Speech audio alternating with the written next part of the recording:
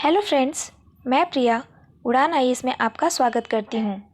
आज के इस वीडियो में हम 5 सितंबर से 7 सितंबर के दैनिक समसामयिकी के प्रमुख बिंदुओं की चर्चा करेंगे।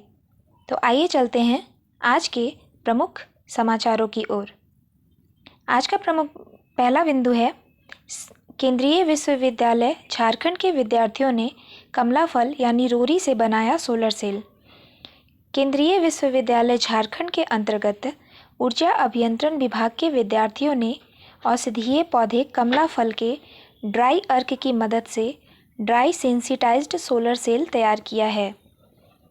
इस फल के अन्य प्रचलित नाम हैं लाल कमला, कॉपिलिका फल, सिंदूरी, रोहिणी और रोरी।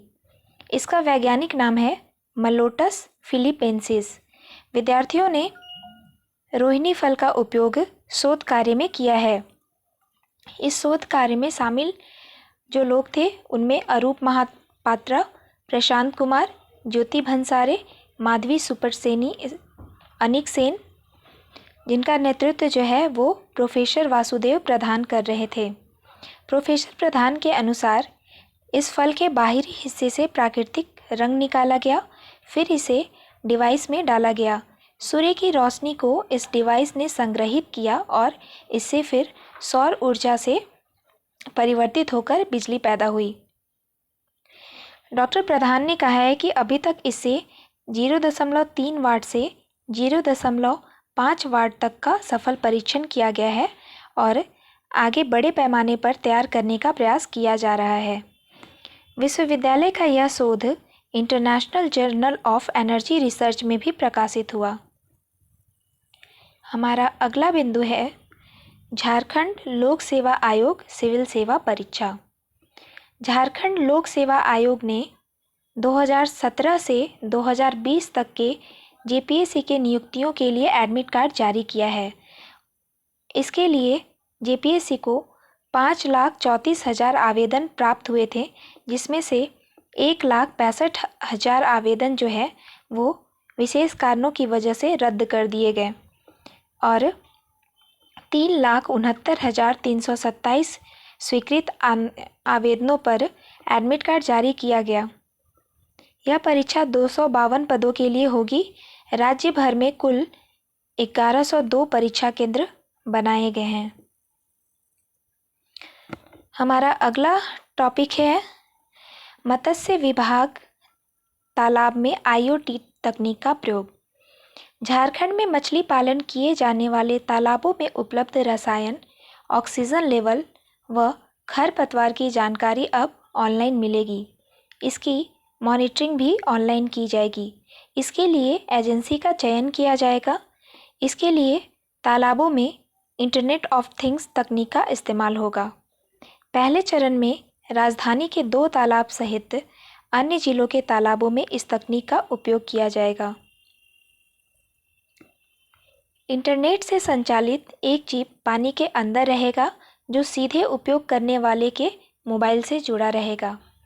इसके जरिए पानी के अंदर उपलब्ध पीएच, सल्फर, ऑक्सीजन लेवल और अन्य रसायन की जानकारी मोबाइल पर मिलती रहेगी।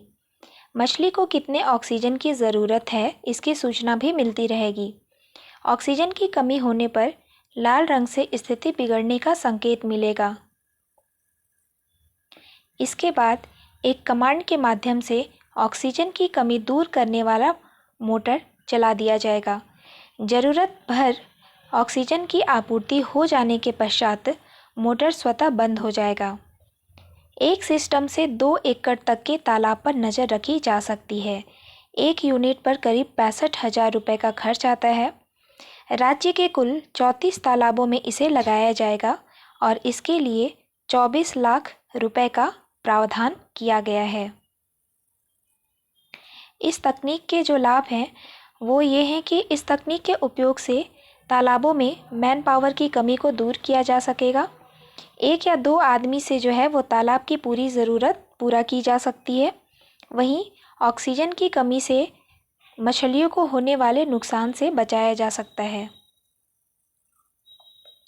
हमारा अगला टॉपिक है union war book. Jharkhand police जो है वो राज्य के प्रतिबंधित स्थल के बारे में पुलिस रिपोर्ट तैयार करी है। रिपोर्ट तैयार होने के बाद इसे पुलिस मुख्यालय और गृह विभाग के जरिए गृह मंत्रालय भारत सरकार को उपलब्ध कराया जाएगा। रिपोर्ट तैयार करने के लिए विशेष शाखा की ओर से सभी जिलों के एसपी को पत्राचार किया गया है। इसमें जल्द से प्रतिबंधित स्थल की सूची उपलब्ध कराने को कहा गया है। इसमें झारखंड के वैसे स्थलों को शामिल किया जाना है जो प्रतिबंधित इलाके की श्रेणी में आते हैं।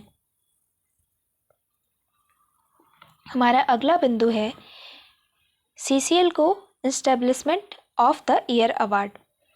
कोलकाता में शिक्षा मंत्रालय के बोर्ड ऑफ प्रैक्टिकल ट्रेनिंग के द्वारा आयोजित रीजनल अप्रेंटिसशिप डे पर सीसीएल को एस्टेब्लिशमेंट ऑफ द ईयर 2021 का पुरस्कार दिया गया।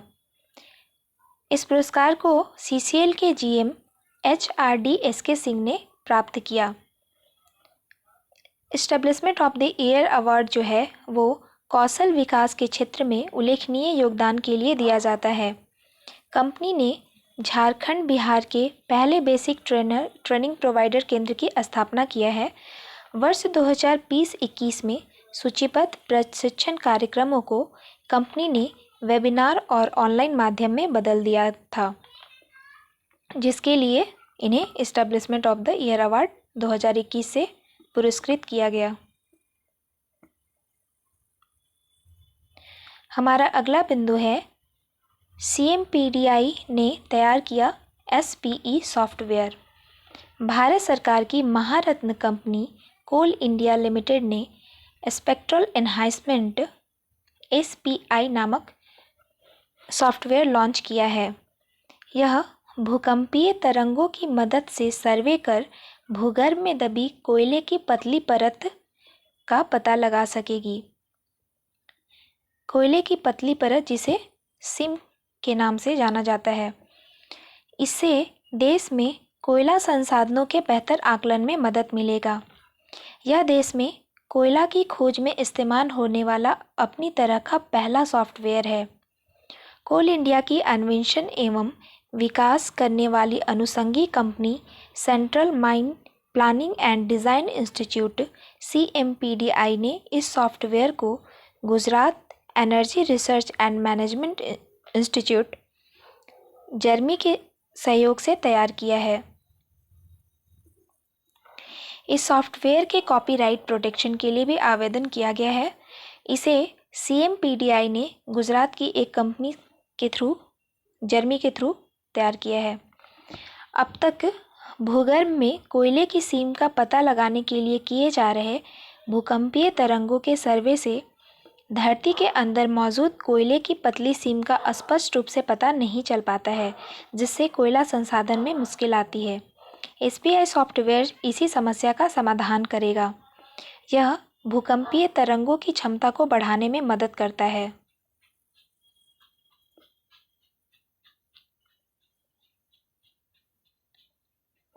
हमारा अगला टॉपिक है the great Indian women's award. Delhi के ऑल इंडिया इंटरनेशनल सेंटर में आयोजित एक कार्यक्रम में अपने कार्य क्षेत्रों में बेहतरीन कार्य करने वाली महिलाओं को सम्मानित किया गया, जिसमें रांची की डॉक्टर राजश्री जयंती को गोल्डन सिग्नेचर्स के the great Indian women award से सम्मानित किया गया। उन्हें यह सम्मान उत्तराखंड की राज्यपाल बेबी रानी मौर्य के हाथों प्राप्त हुआ। हमारा अगला बिंदु है नाबार्ड ने जॉइंट लायबिलिटीज ग्रुप का दायरा बढ़ाया। आइए जानते हैं जॉइंट लायबिलिटीज ग्रुप होता क्या है। जॉइंट लायबिलिटीज ग्रुप जो है वो आमतौर पर गांव के 4 से अधिकतम 20 गणमान्य लोगों का एक समूह है, जिसमें ये सभी लोग अकेले या आपसी गारंटी समूह के नाम पर बैंक से ऋण ले सकते हैं। इसका उद्देश्य है कि पैसों की तंगी झेल रहे छोटे और सीमांत किसानों को ऋण और वित्तीय मदद दी जा सके। ऐसे लोग बिना कागज के ऋण नहीं मिल पाने के कारण साहूकारों से ऊंचे ब्याज पर ऋण लेने को विवश हो जाते हैं। राष्ट्रीय कृषि और ग्रामीण विकास बैंक नाबार्ड खेतिहर मजदूरों और छोटे किसानों की मदद के लिए जॉइंट लायबिलिटीज ग्रुप का दायरा बढ़ाने जा रही है। इससे इन्हें अब आसानी से बैंकों से छोटे कर्ज मिल सकेंगे। इसके तहत सरकारी बैंकों के साथ ही निजी और एनबीएफसीज को भी शामिल करने को लेकर उनके साथ एग्रीमेंट किया जाएगा। हाल ही में राज्य में जेएलजी का विस्तार करते हुए 3 नए बैंकों के साथ समझौता पत्र पर हस्ताक्षर भी किए गए हैं। इसके तहत प्रोत्साहन के तौर पर हर जेएलजी को 4,000 रुपये का ग्रांट भी दिया जाना है। जेएलजी योजना झारखंड जैसे राज्यों के लिए बेहद फायदेमंद है, जहां औसत जोत कम हो रहे हैं और छोटे किसानों की संख्या बढ़ती जा रही है। वर्तमान में राज्य में 17 छोटे बड़े बैंक इस दिशा में काम कर रहे हैं। राज्य के छोटे बटाईदार, मौखिक पट्टेदार और खेतिहर मजदूरों जैसे छोटे किसानों को स्थानीय स्तर पर ही संस्थागत ऋण मुहैया कराने के लिए एचडीएफसी के साथ ही झारखंड में कुछ अन्य एनबीएफसी से भी एग्रीमेंट पर बात चल रही है। वित्तीय वर्ष 2021-22 के लिए नाबार्ड ने 3,000 जेएलजी फाइनेंस का लक्ष्य निर्धारित किया है। हमारा अगला बिंदु है कोल माइंस और उसके आसपास के इलाकों में PM 2.5 वायु प्रदूषण का स्तर बढ़ा। झारखंड के कोल माइंस और आसपास के इलाकों में रहने वाले लोगों के फेफड़े प्रदूषण और धूल के कारण पहले से ही कमज़ोर थे, लेकिन कोरोना के बाद अब उनके फेफड़े के प्रभावित होने की रफ्तार तेज हो गई है। हल्की परेशानी भी अब COPD, asthma, occupational lung disease, सांस एवं दम फूलने जैसी गंभीर समस्या बनकर उभर रही है। राजधानी के लंग रोग विशेषज्ञों से मिले आंकड़ों के अनुसार राज्य में धनबाद, बोकारो, हजारीबाग और रामगढ़ के लोग फेफड़ों की समस्या लेकर ज़्यादा आ रहे हैं। हमारा अगला बिंदु है असंगठित मजदूरों के लिए गठित होगा कल्याण कोष। राज्य में पहली बार असंगठित मजदूरों के लिए कल्याण कोष का गठन किया जाएगा। इस कोष से असंगठित मजदूरों के कल्याण के लिए कई योजनाएं चलाई जाएंगी। इसका लाभ राज्य के निबंधित असंगठित मजदूरों को मिलेगा। राज्य सरकार ने इसके लिए सामाजिक सुरक्षा नियमावली लागू करने का निर्णय लिया है और इससे संबंधित प्रक्रिया जो है वो अभी पूरी की जा रही है। प्रस्तावित नियमावली के तहत गठित होने वाले झारखंड असंगठित कल्याण कोष के लिए राज्य सरकार 1 टाइम ग्रांट देगी। साथ ही केंद्र व राज्य सरकार तथा अन्य संस्थानों से प्राप्त अनुदान कंपनियों द्वारा सामाजिक उत्तरदायित्व निधि से मिलने वाले दान को भी इस कल्याण कोष में रखा जाएगा। नियमावली में सामाजिक सुरक्षा बोर्ड के गठन का भी प्रावधान है। इस बोर्ड के माध्यम से ही मजदूरों के लिए कल्याणकारी योजनाएं चलाई जाएंगी। कल्याण कोष से अधिकतम 10% राशि का खर्च प्रशासनिक कार्यों पर होगा। शेष 90% राशि योजनाओं पर खर्च होंगी। सामाजिक सुरक्षा बोर्ड के अध्यक्ष जो होंगे वो श्रम विभाग के पदेन मंत्री, सचिव, श्रम विभाग के पदेन सचिव। अन्य सदस्यों में विधानसभा द्वारा मनोनीत 2 विधायक और श्रमिकों से जुड़ी योजनाएं संचालित करने वाले राज्य के विभिन्न विभागों से 10 प्रतिनिधि भी सदस्य के रूप में शामिल होंगे। असंगठित मजदूरों के लिए वर्तमान में अन्य दूसरी योजनाएं भी चल रही हैं जो कि श्रम नियोजन एवं प्रशिक्षण विभाग के द्वारा संचालित की जा रही हैं, जिसमें पहला है असंगठित कर्मकार मृत्यु या दुर्घटना सहायता योजना। इस योजना के तहत सामान्य मृत्यु की स्थिति में 50,000 रुपये और दुर्घटना में मृत्यु होने पर 1 लाख रुपये आश्रितों को प्रदान किए जाते हैं। अंत्येष्टि सहायता योजना, इसके तहत निबंधित असंगठित कर्मकार की सामान्य मृत्यु होने पर 15,000 रुपये और कार्य के दौरान मृत्यु हो जाने पर 25,000 रुपये का भुगतान आश्रितों को दिया जाता है। मुख्यमंत्री छात्रवृत्ति योजना, इसके तहत श्रमिकों के 2 बच्चों को 250 रुपये से लेकर 8,000 रुपये तक की छात्रवृत्ति देने का प्रावधान है। कौशल विकास योजना, इसके तहत श्रमिकों को स्वयं या 2 पुत्र या पुत्री के प्रशिक्षण देने का प्रावधान है। हमारा अगला बिंदु है प्रधान आयकर आयुक्त। भारतीय राजस्व सेवा के 1991 बैच के अधिकारी डॉक्टर प्रभाकांत को झारखंड के प्रधान आयकर आयुक्त के पद पर नियुक्त किया गया है। हमारा अगला बिंदु है चालू वित्तीय वर्ष का प्रथम अनुपूरक बजट। वित्त मंत्री डॉक्टर रामेश्वर उरांव ने मानसून सत्र में चालू वित्तीय वर्ष के लिए 46,084.93 करोड़ रुपए का प्रथम अनुपूरक बजट पेश किया है, जिस पर अनुपूरक बजट में राजस्व खर्च के लिए 3765.39 करोड़ और पूंजीगत खर्च के लिए 919.53 करोड़ रुपए का प्रावधान किया गया है। बजट में चार्जड एक्सपेंडिचर के रूप में 2.69 करोड़ रुपए और वोटेड एक्सपेंडिचर के रूप में 4682.23 करोड़ रुपए का प्रावधान किया गया है।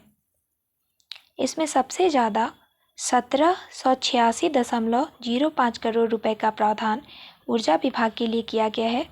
यह राशि बिजली बिल में उपभोक्ताओं को दी जाने वाली सब्सिडी, JVNL पर बिजली कंपनियों का बकाया चुकाने के अलावा बिजली परियोजनाओं के लिए गए कर्ज के भुगतान पर खर्च की जाएगी।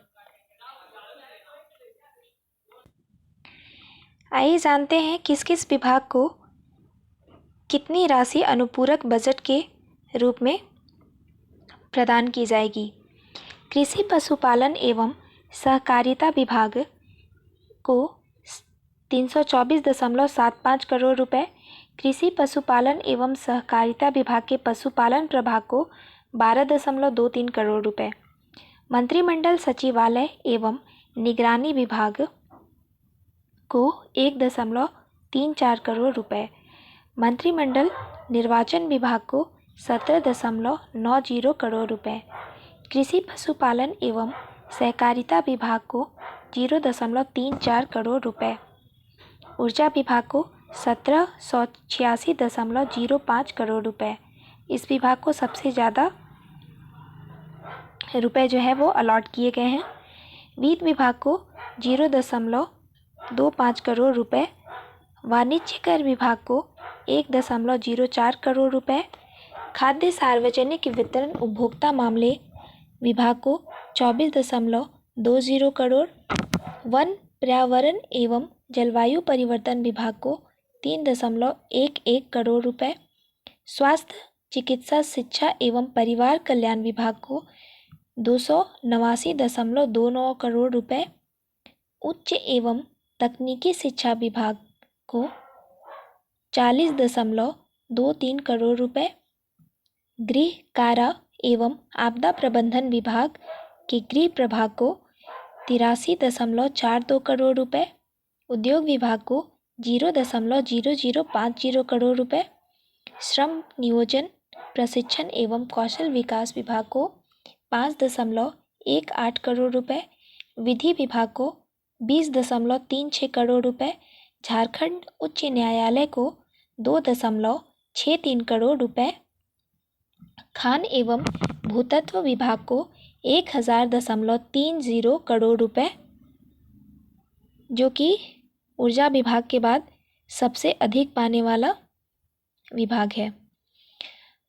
अनुसूचित जनजाति, अनुसूचित जाति, अल्पसंख्यक एवं पिछड़ा वर्ग कल्याण विभाग को 0.60 करोड़ रुपए, विधानसभा को 2.53 करोड़ रुपए, कार्मिक प्रशासनिक सुधार एवं राजभाषा विभाग को 0.28 करोड़ रुपए, झारखंड लोक सेवा आयोग को 0.05 करोड़ रुपए, योजना एवं विकास विभाग को 1.03 करोड़ रुपए, पेयजल एवं स्वच्छता विभाग को 0.03 करोड़ रुपए, गृह कारा एवं आपदा प्रबंधन विभाग के आपदा प्रबंधन प्रभाग को 337.32 करोड़ रुपए, राजस्व निबंधन एवं भूमि सुधार विभाग के प्रभाग को 3.57 करोड़ रुपए, ग्रामीण विकास विभाग को 284.34 करोड़ रुपए, उच्च एवं तकनीकी शिक्षा विभाग के तकनीकी शिक्षा प्रभाग को 1.47 करोड़ रुपए, पर्यटन कला संस्कृति खेल कूद एवं युवा कार्य विभाग के पर्यटन प्रभाग को 0.37 करोड़ रुपए, परिवहन विभाग के परिवहन प्रभाग को 0.25 करोड़ रुपए, नगर विकास एवं आवास विभाग के नगर विकास प्रभाग को 10.55 करोड़ रुपए, जल संसाधन विभाग को 172.16 करोड़ रुपए, अनुसूचित जाति जनजाति अल्पसंख्यक एवं पिछड़ा वर्ग कल्याण विभाग के प्रभाग को 46.04 करोड़ रुपए, पर्यटन कला संस्कृति खेलकूद एवं युवा कार्य विभाग कला संस्कृति खेलकूद एवं युवा कार्य प्रभाग को 0.10 करोड़ रुपए, कृषि पशुपालन एवं सहकारिता विभाग के मत्स्य प्रभाग को 0.52 करोड़ रुपए, ग्रामीण कार्य विभाग को 0.18 करोड़ रुपए, पंचायती राज्य विभाग को 46.09 करोड़ रुपए, स्कूली शिक्षा एवं साक्षरता विभाग सेकेंडरी शिक्षा प्रभाग को 1 करोड़ रुपए, महिला बाल विकास एवं सामाजिक सुरक्षा विभाग को 137.31 करोड़ रुपए, टोटल मिलाकर 4684.93 करोड़ रुपए का बजट पेश किया गया। हमारा अगला टॉपिक है डूरंड कप मुकाबला। कोलकाता में खेले गए डूरंड कप मुकाबले में जमशेदपुर फुटबॉल क्लब जो है वो सुदेवा को 12-1 से 2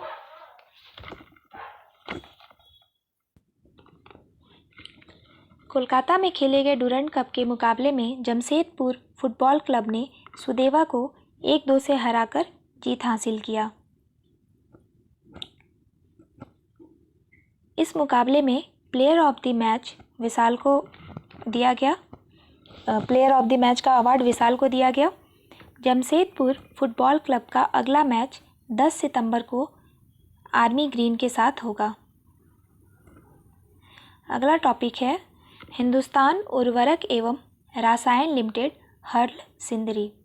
हर्ल सिंदरी कारखाने में पहले चरण में 3850 टन यूरिया का उत्पादन किया जाएगा। यहाँ पर 28.5 मेगावाट का पावर प्लांट चार्ज किया गया है। हर्ल जो है वो खुद ही बिजली उत्पादन भी करेगी, जिसके लिए अलग से पावर प्लांट भी बैठाया गया है। गैस आधारित इस यूरिया प्लांट के लिए यहाँ हल्दिया से पाइपलाइन के जरिए गैस पहुँचाई गई है। अभी यहाँ पर 5000 से ज़्यादा मजदूर जो हैं और कर्मचारी पालीवार 24 घंटे कार्यरत हैं।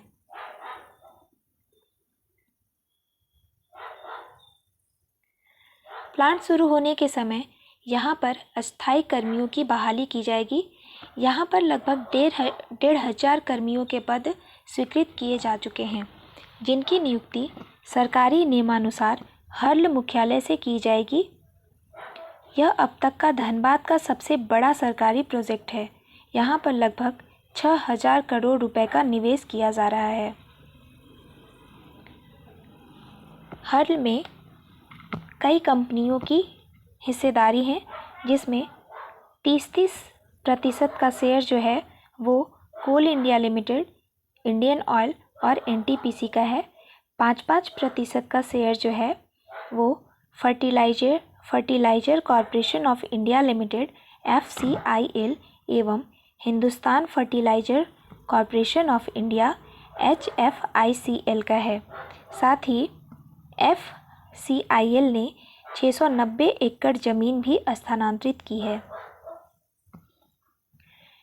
इसी में ग्रीन सिटी मेगा टाउनशिप भी बनाया जा रहा है। हर्ल की तरफ से कर्मचारियों के लिए पूर्व में FCIL की तरफ से ग्रीन सिटी के रूप में चिन्हित जमीन में स्मार्ट टाउनशिप बनाया जाएगा, जिसके लिए 15 एकड़ जमीन अलग किया गया है।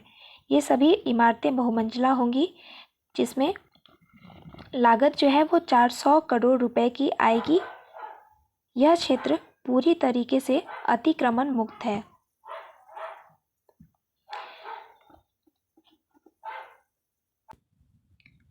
दैनिक समसामयिकी के विषय के आधार पर हमने आज के कुछ प्रश्न तैयार किए हैं, जिसका उत्तर आप कमेंट सेक्शन में कमेंट कर दे सकते हैं। तो आइए चलते हैं। आज का हमारा पहला क्वेश्चन है, निम्नलिखित में से किन्हें झारखंड का प्रधान आयकर नियुक्त किया गया है? प्रधान आयकर आयुक्त। Option A Amitabh Chaudhary, B doctor Prabhakar, C doctor Prabhakant, D doctor Kameshwar. हमारा अगला क्वेश्चन है, निम्नलिखित में से किसे एस्टैब्लिशमेंट ऑफ द ईयर का अवार्ड दिया गया है? A CCL, B BIIT, C CMPDI या डी सेल।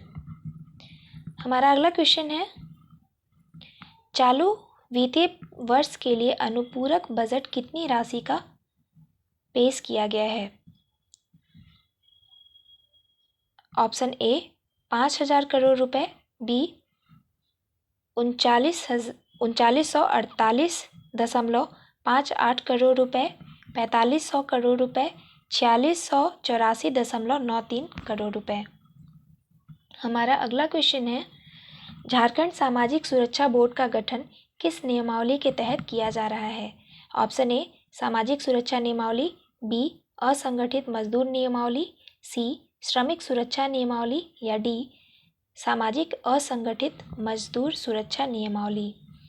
हमारा अगला क्वेश्चन है, कमला फल जिसे रोरी के नाम से भी जाना जाता है का वैज्ञानिक नाम क्या है? ए मलोटस फिलीपेंसिस, बी मलोटस रोबस्टा, सी पायसम सेटाइवम या डी मैंगीफेरा इंडिका। इसी के साथ आज का हमारा यह सीरीज़ खत्म होता है। धन्यवाद। आपका दिन शुभ हो।